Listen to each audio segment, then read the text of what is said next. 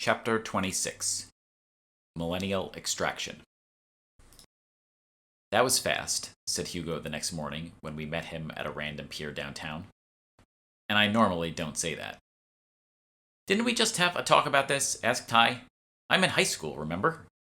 Sure you are, said Hugo. When was the last time you actually attended class for more than an hour?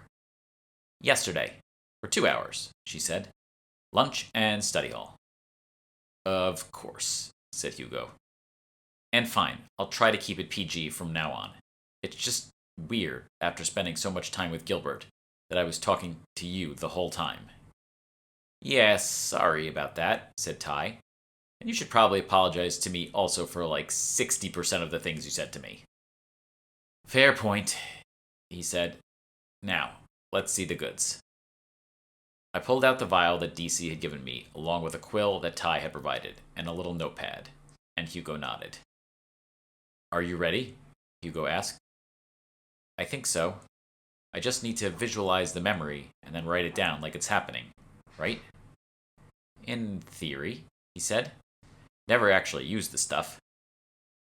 I gingerly pulled on the tight-fitted cork, careful not to let any of the precious ink splatter out, and then dipped the tip of the quill into the neck of the vial before removing it a few seconds later.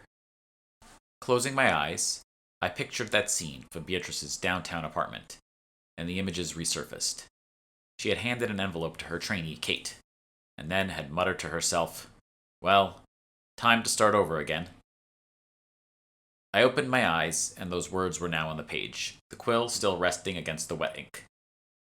It didn't seem like anything particularly magic had happened, but then I lifted my writing hand up, and everything changed. My head suddenly tilted back, and my eyes were forced shut, and I had returned to the memory.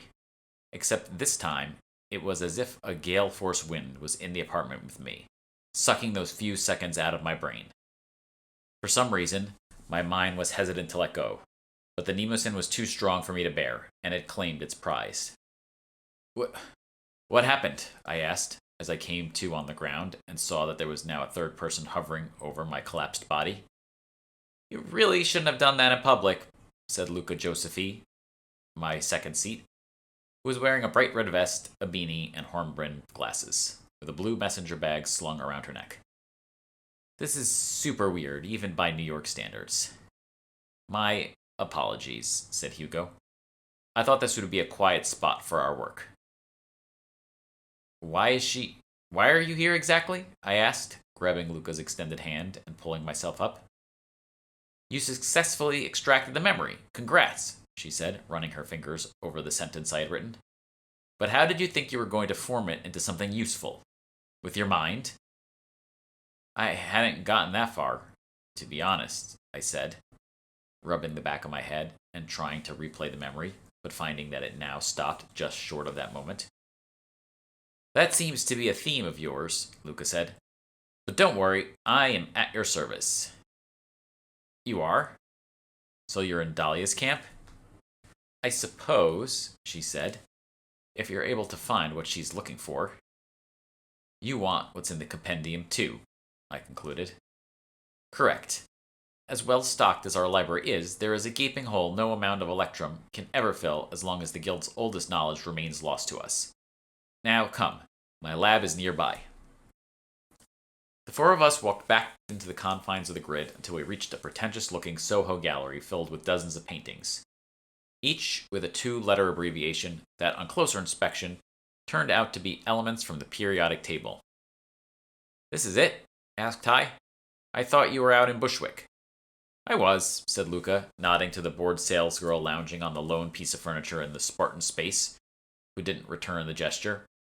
But my artwork has seen a huge uptick in sales ever since a collector stumbled upon my Mercury painting, so I upgraded my digs.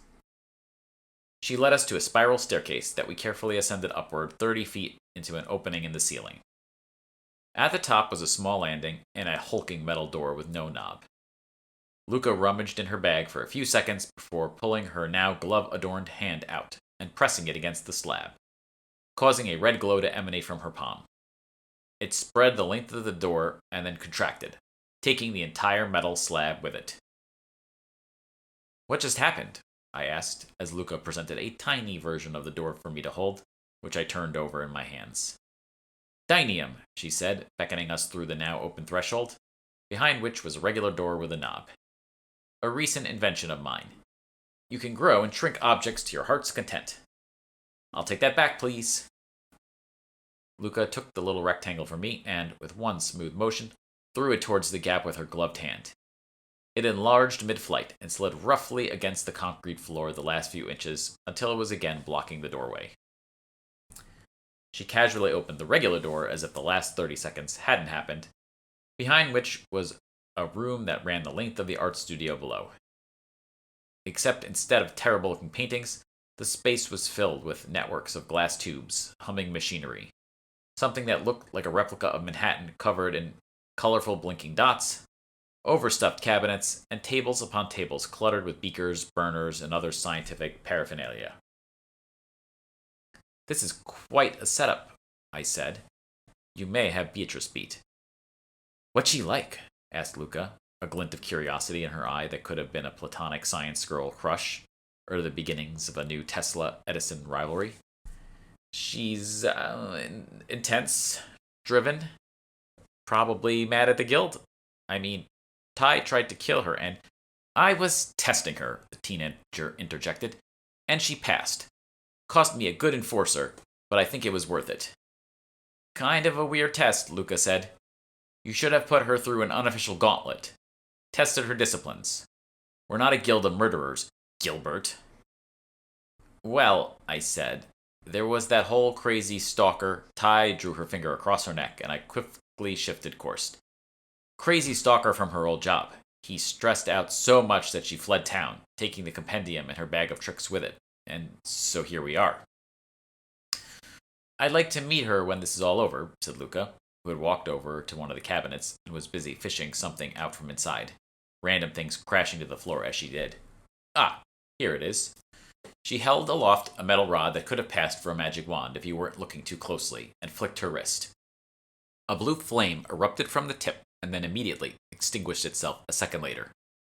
Is that Hellfire? Yes, said Luca cheerfully, and my mind rewinded back to the last laboratory I'd been in, and the unnatural smell of burnt, well, everything. Why do you have a rudium starter? What else is going to be hot enough to liquefy the Nemusin? The paper, please. I handed Luca the ink-written page, and she stuffed it into a beaker, which she placed in a lab clamp, and I turned away as she reignited the starter. After a few seconds, she tapped me on the shoulder, and I looked back to see that the beaker now held a grayish sludge. This way, Luca exclaimed, donning thick purple gloves to carry the vessel over to yet another station, where she poured the contents into a pear-shaped piece of glass, mounted on a metal arm. Separatory funnel, she said before I could ask. We'll separate out the paper residue and get that pure memory. That reminds me, do you want it back? Want what back? I asked. Whatever moment you extracted from your head, said Luca. Because if not, this will probably go a lot quicker. I think I'm good. I never wanted her memories in the first place. If I had more ink, I would remove them all. The truth was, I still didn't know how much of Beatrice's mind had seeped into mine during our fateful encounter at the Hamptons party all those months ago. It had only been after a sleepy subway ride that I had witnessed the entire showdown between Beatrice and Kate, and I was loath to explore what else I could now recall about her life. Okay then. Hugo, how big is the opening? Hugo pulled out the watch from the inside pocket of his blazer and set it down on a relatively empty spot on the workbench. Its silver surface reflected all sorts of colors from around the lab, like a kaleidoscope. He hit one of the side dials, and the cover snapped open, revealing an intricate-looking clock face. Before I could take a closer look, Hugo moved his fingers to the dial at the top of the watch, and began winding it, causing the face to slowly disappear somewhere within the inner recesses of the contraption.